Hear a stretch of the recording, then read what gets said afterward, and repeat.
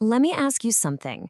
Have you ever wondered how a good person, maybe someone just like you, could do something truly awful? It's a chilling thought, right?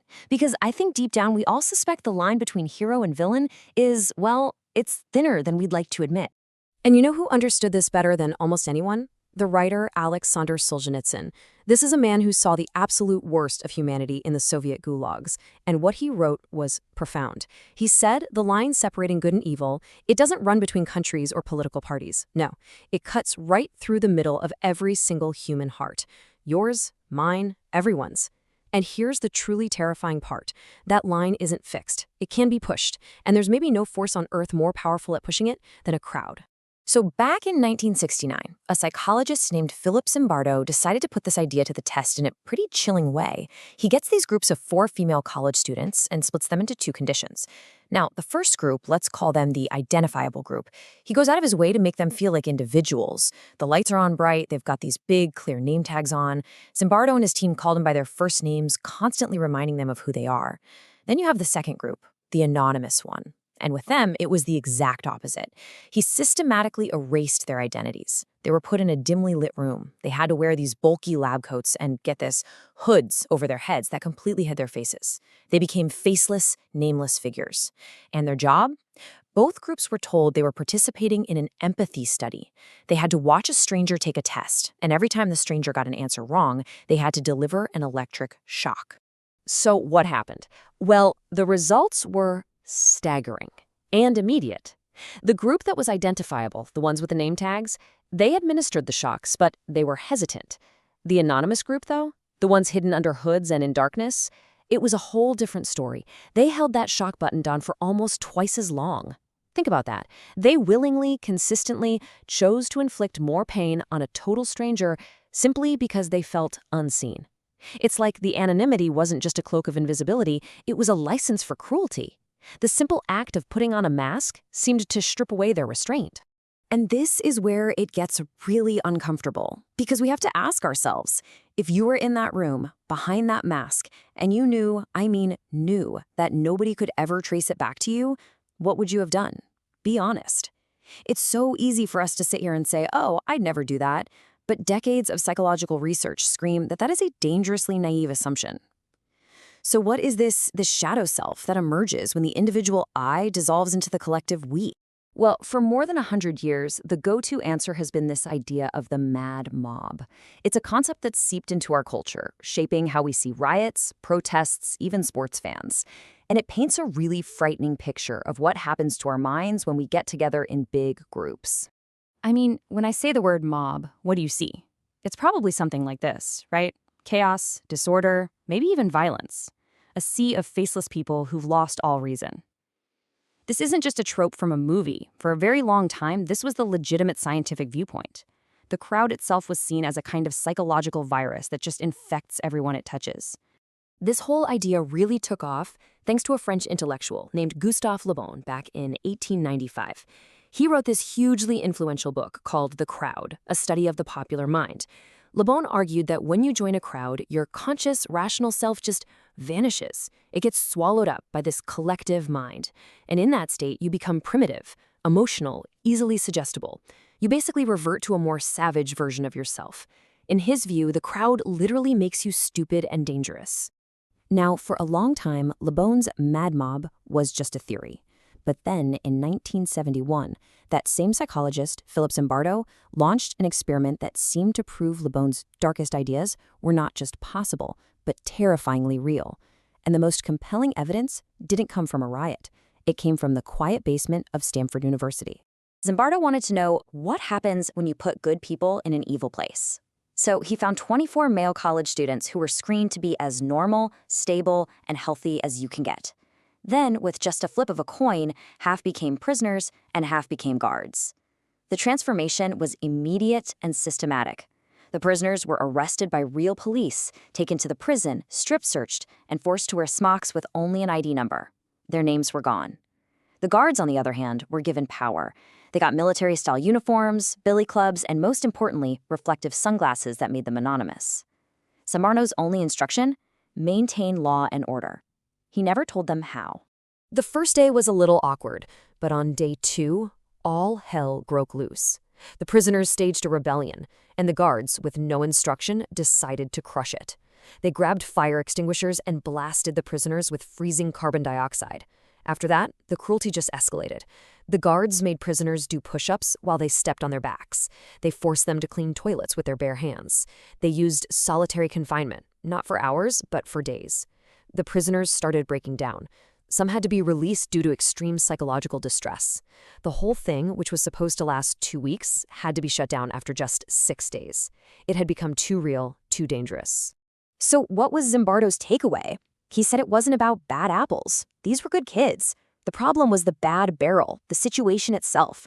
The power of the roles, the uniforms, the anonymity, it was so strong it had completely overwhelmed their individual personalities.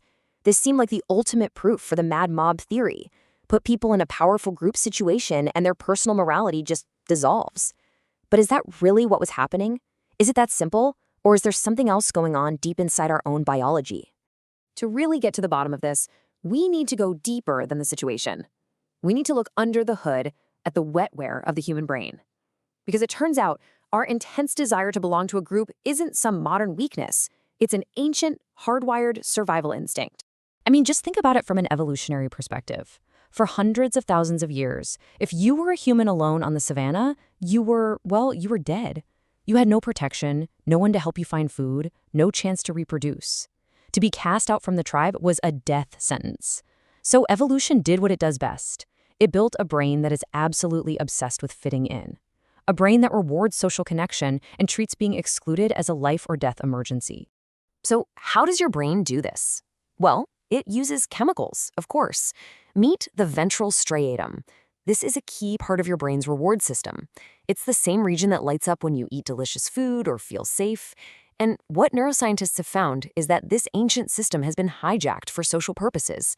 When you get a like on a post, when your friends agree with you, when you feel accepted, your ventral striatum squirts out a little bit of dopamine, and that feels good. On a purely chemical level, your brain is designed to make conformity feel like a treat. But your brain doesn't just use a carrot, it has a massive stick too.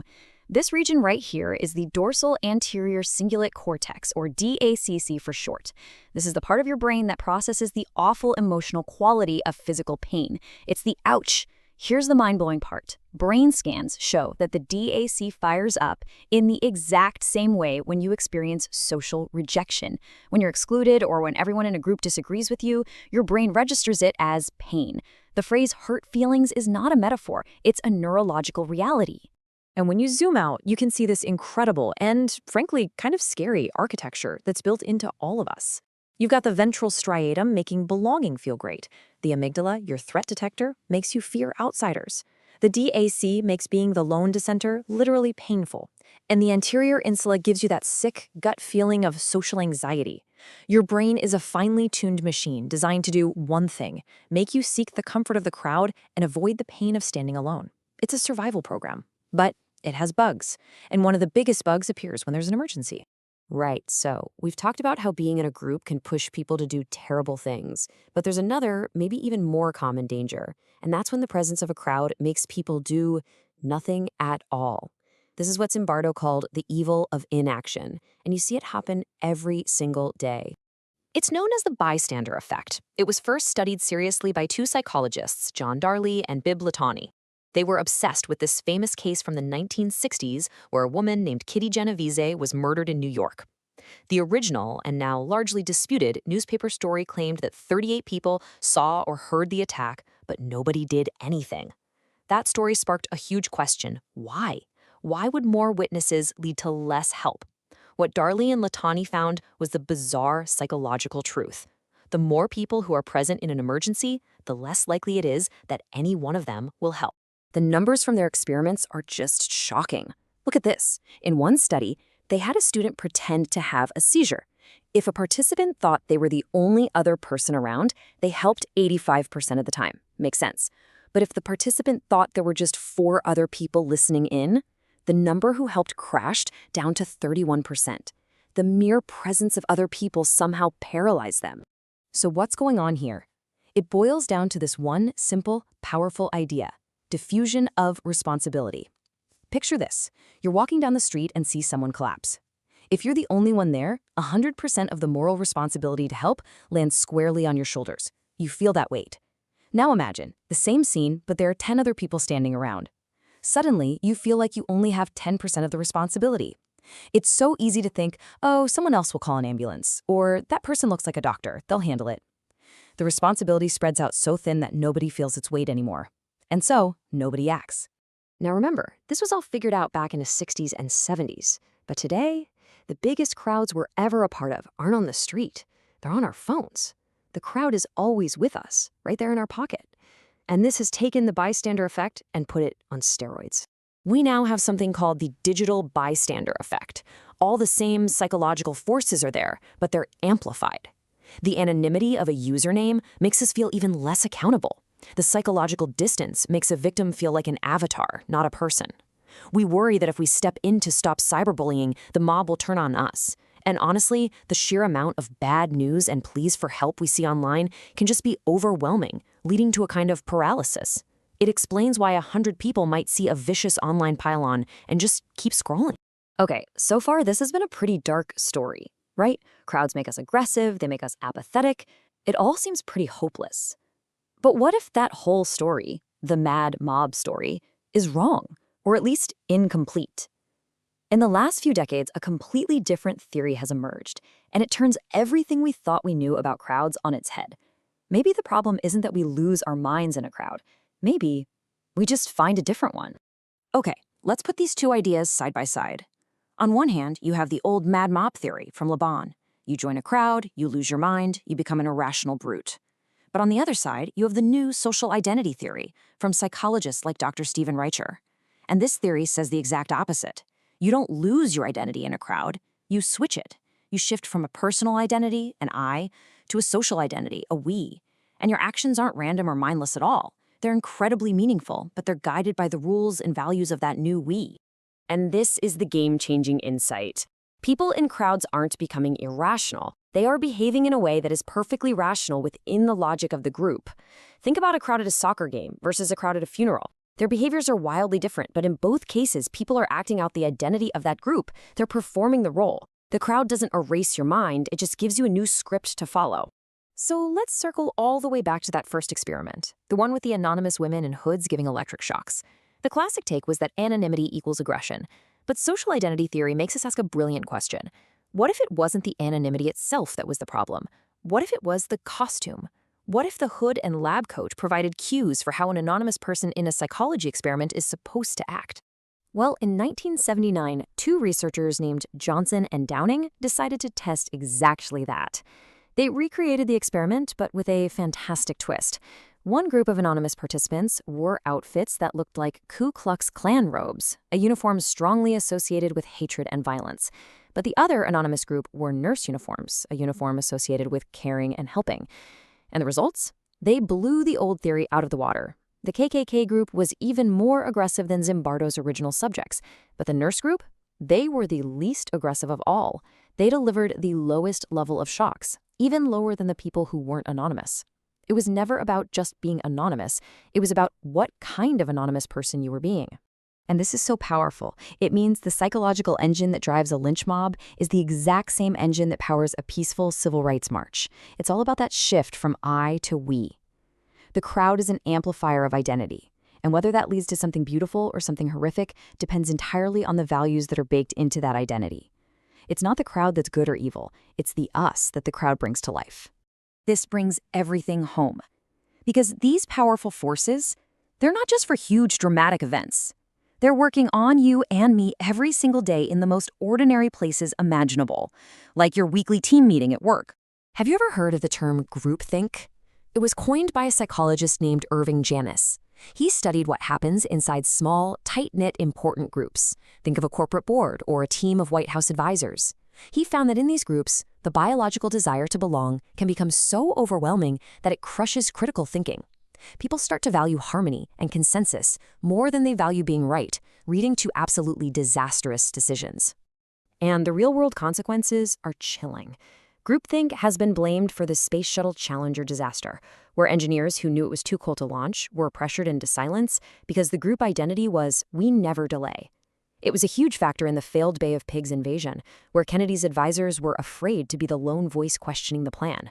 It's at the heart of corporate collapses like Enron, where everyone knew the accounting was sketchy, but the pressure to conform and keep the stock price high was just too intense. The comfortable silence of the crowd can be just as deadly as its roar. So what's the way out? How do you fight it? Well, there is an antidote, and it's surprisingly simple, though not always easy. It's the courage of one person, the lone dissenter. Decades of research show that the power of a group to enforce conformity is incredibly brittle. All it takes is a single person to say, hang on a second, I'm not sure about this, to shatter the illusion of consensus. That one voice doesn't just present a new idea. It gives everyone else in the room who is silently disagreeing the permission to speak their own mind. And let's be real, we are all part of dozens of crowds every day. Our team at work is a crowd. Our family is a crowd. Our social media feed is a massive, chaotic crowd. And in every single one of those spaces, whether we realize it or not, we are making a choice. Am I going to go along to get that little dopamine hit of agreement? Or am I going to endure the pain of dissent because something is wrong? We are constantly choosing which identity to put on. In the end, Solzhenitsyn was right. That line between good and evil runs through all of us. And the location of that line is constantly being negotiated by the groups we join, the uniforms we choose to wear, literal or metaphorical, and the courage we can find to speak out when a group is heading in the wrong direction. Our groups don't just influence us. In a very real way, they define us. So the most important question isn't what the crowd might make you do. It's who are you choosing to be inside of it.